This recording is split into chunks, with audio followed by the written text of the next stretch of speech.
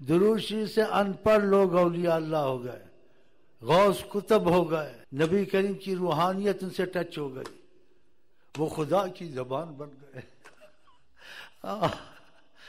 وہ اولیاء اللہ بن گئے درود پاک نبی سے پڑھتے پڑھتے درود کا اثر اندر آیا۔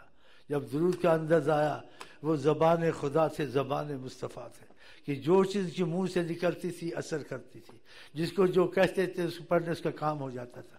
کیسے نہ ہو؟ جیسے وہ لڑکی تھی دل سے درود پڑھتی تھی، محبت کرتی تھی۔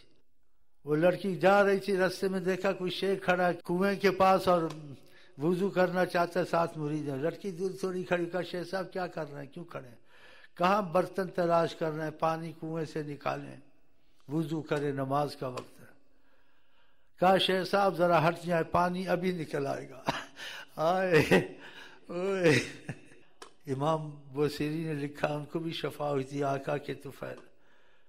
کہا آپ کا نام جو دل سے محبت سے لے، مردے پہ پڑھو مردہ زندہ ہو جائے گا۔